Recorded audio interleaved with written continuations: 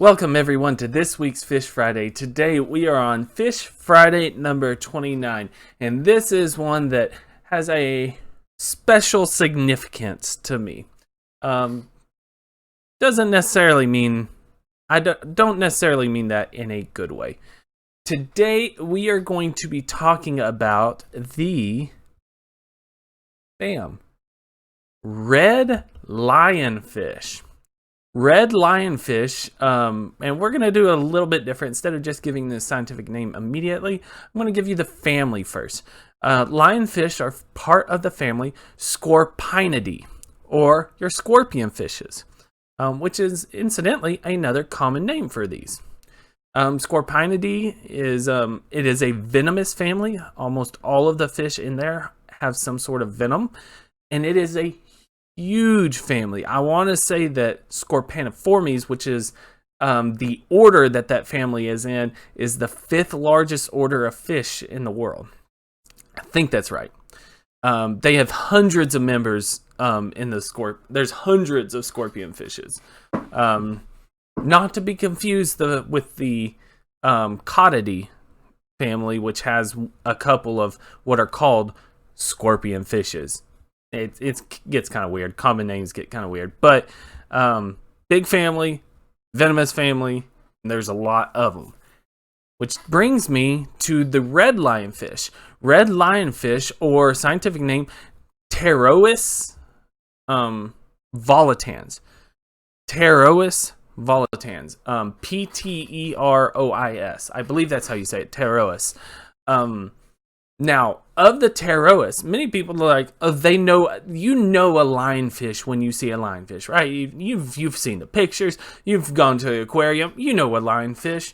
But did you know there's actually 12 different species of lionfish? And the most common is this red lionfish and something called the devil firefish.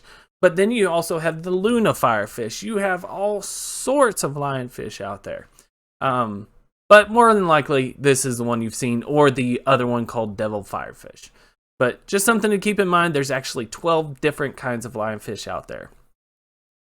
Now, the red lionfish is native to the Indo-Pacific region, so the Indian Pacific Oceans, those Philippines, things like that. I believe they can get over onto the western coast of Australia, relatively widespread. They are a reef fish, but that doesn't mean that they can't go deep. You have those rocky reefs way down low. These have been found as deep as 91 meters, which is about 300 feet. So they can get pretty down there. As everyone could probably tell you, they have white and red alternating stripes. That's why they are sometimes called zebrafish. Now, zebrafish is wrong. Lionfish is better. They've also been called turkeyfish. They've got a bunch of common names.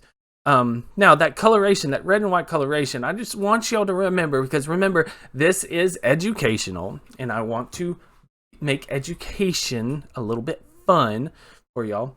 Remember that these very striking colors that fish, reptiles, amphibians usually have, usually means I'm venomous.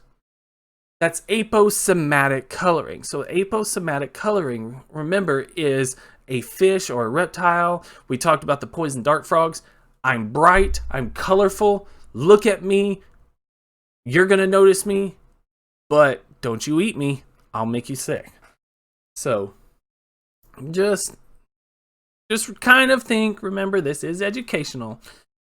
Now, what are lionfish known for? Well, lionfish are known for these big filaments, these spines up in front, just really out there. Here's another picture, I believe, of a red lionfish. Really out there. Those frills almost look like algae growing on their mouth. That's what they're known for. That and the fact that many people know that they are venomous. These can get relatively large. You're looking at about 47 centimeters, which is about 18 and a half inches. And I believe some people have said they weigh about 2.2 kilograms. That's a fairly large fish in the grand scheme of things. I mean, it's not like a grouper or a whale shark size, but it's a relatively good sized fish.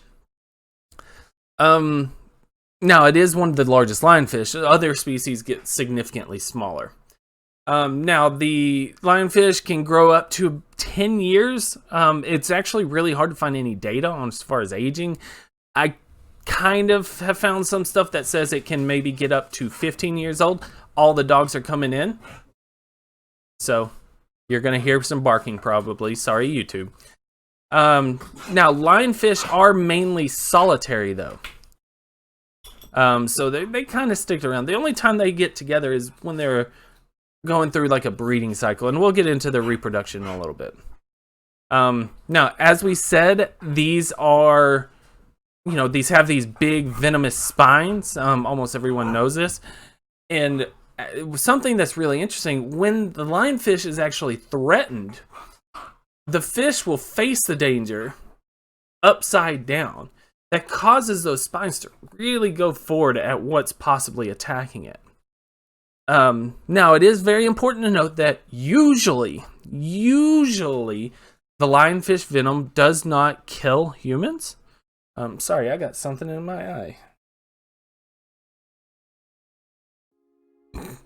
Okay, got it out of my eye. So, I believe we were at, yes, so when it is very important to note that usually lionfish venom does not kill humans, and I want to stress that usually. That's not to say that it can't cause issues or anything like that. In fact, the venom is very often known to cause extreme pain, vomiting, headaches, and breathing issues. So if you have underlying issues, especially revolving around the lungs or heart, it can cause some people to have bad reactions. You should always seek medical attention if you get stung by a lionfish. Now, lionfish are extremely active feeders. They are always, well, I shouldn't say it. It's not that they're always hunting for food. They seem to start hunting in late afternoon throughout most of the night. But during that time period, they're always looking for food. They're always looking for food, and they're very active. It's one of the reasons why these are so popular in aquarium. And they'll eat kind of anything. They'll eat fish, they'll eat invertebrates, they'll eat little snails, mollusks, things like that. So it's not like they're hard to feed. And in fact, they're very super efficient as predators. Something interesting about this and that I didn't know is when they find something to eat, like a small fish or anything, they will flare their fins, kind of like this, their pectoral fins. So like these fins on the side right here, they flare their fins out and kind of like corner that little fish. It's almost like you're going up to a dog and you're like chasing a dog and you got your arms wide and you're like up, and it allows you to like corner them, keep them protected, or keep them in a little corner or something. That's what they're doing with their fins. They get over there and they kind of throw their fins out, and then when they get close, they actually shoot a jet of water out of their mouth. And that jet of water disorients the little fish or the whatever they're planning on eating, which just causes them to be all loopy, and then they come in for a kill. They don't have very large teeth, but they have a ton of them. And the last thing about how these things are, these are basically the top dogs on the reef. These are the apex predators. On top of them using their pectoral fins as, hurting stuff and shooting something to disorient their prey, they also have a specialized bilateral swim bladder muscle. And so that allows the lionfish, normally a swim bladder only controls a fish's up and down. That's normally that's oversimplified, but that's normally what a swim bladder in a fish does. It only controls the up and down in a fish. Well, these allow them to completely change its center of gravity to where they can be top bottom, or they can rotate face down, face up, and they're neutrally buoyant, so they're keeping their area. They're not spending a lot of energy. They can turn sideways and make their center of gravity sideways. They're bullies and they are efficient. Now, the reason why this is important to me, let's go to this last picture. Not as pretty, but Sometimes lionfish are brown instead of red. Now, reason why this is important, this fish is highly invasive. Some people say, well, they're not that invasive and yada yada. I think these are an incredibly invasive species that are just not widespread yet. They're known to be invasive in certain areas, and definitely close to where I am, which may be why I'm so passionate about it. These things are incredible at surviving. What did we say they eat? Well, kind of anything. These things are definitely known to be invasive in the Caribbean seas, along the eastern coast of the U.S. They are also found in the eastern Mediterranean and in the Gulf Coast of Texas. So they found in all of them. Well, we'll get into that, Tavi. So highly, highly invasive. And I don't think they're getting enough, and they're given plenty of credit on how invasive they are, but I think they're actually more invasive than people really think. Because here's the thing, I did quite a bit of research, and I can't really find out how often these things reproduce. I have heard two conflicting opinions. I have heard both that they reproduce monthly and every 4 days. The only thing that seems to be consensus is they can do it very often. So monthly, every 4 days, let's say every 3 weeks, that's quite quickly, especially considering that one female can lay up to 30,000 eggs. 30,000 eggs every month. I don't think these are getting the attention as far as invasiveness is. Now, they have beautiful courtship behavior. Don't get me wrong. I looked at some videos. There's no really way to describe it. They twist, they twirl, they circle, they bob, they do everything. I can't really describe it. Go look up a video on lionfish courting stuff, and they're all over the place. It's beautiful to watch. Beautiful water dance. However, when you think about it, they reproduce every month. Let's say they reproduce every third month. Let's say I'm over it.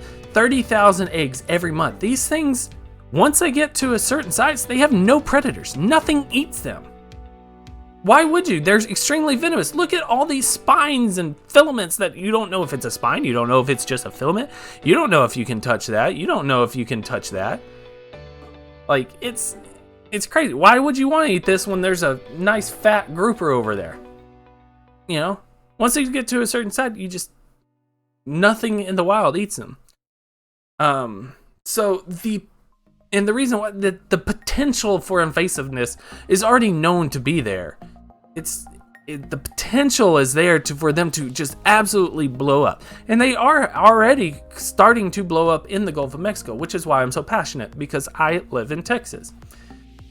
Now, in regards to what you made a comment in, Tavi, yes, you can eat the fish. In fact, there's multiple organizations out there that promote the harvest and consumption of lionfish. Apparently, they taste freaking delicious.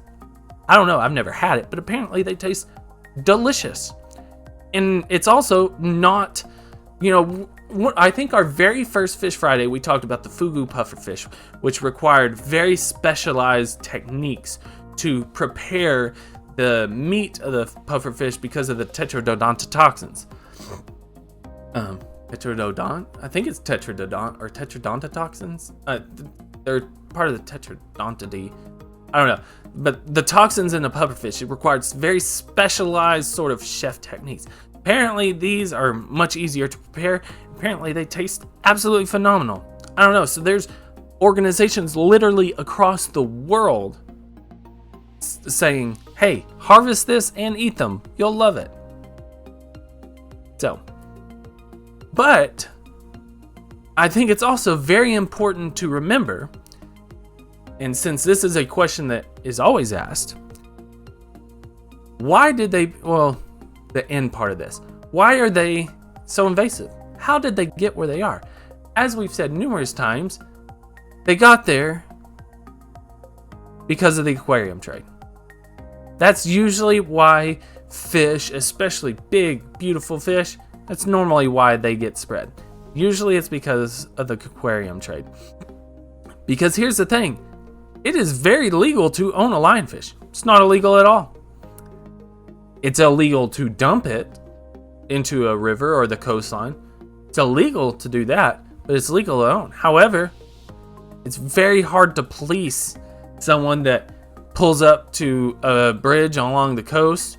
They look around, no one's around. They just dump their lionfish out. They're like, because normally what happens is they get them when they're really young, and these things survive, and they're like, crap, now it's big and it's getting kind of mean, but I don't want to kill it. I'll go set it free in the wild and let it live its life. Well, problem is a lionfish is better at living its life than a lot of the other things in the coast of Texas. And here's the biggest kicker. As many problems as this causes, I can have one shipped to my door in 2 days. Well, not including shipping. So this is just the cost of the fish. Not including shipping, I can have this fish at my house in 2 days for $69.99. $69, $70. Under $100. Potential entire coastline ecological disaster. $70. Meh. Sorry, this is probably one of the most passionate ones I've been about, and it's not for the right reason. I love, we've done the alligator gar. Some of my favorite fish out there we have done, but this one is just... And I don't even work, for those of you who don't know, I am a freshwater aquatic ecologist. I literally work in rivers and lakes and streams. I don't even work with marine stuff. However, I still don't want to see my coastal ecological community get completely crushed. Anyway, enough ranting. Thank you guys so much again. I really appreciate it. I hope to see you again. If I don't, please be safe. Have a great day. Please leave a like, comment, and subscribe. If you do, I'd really appreciate it. Remember, guys, take care of yourselves, take care of your loved ones, and peace.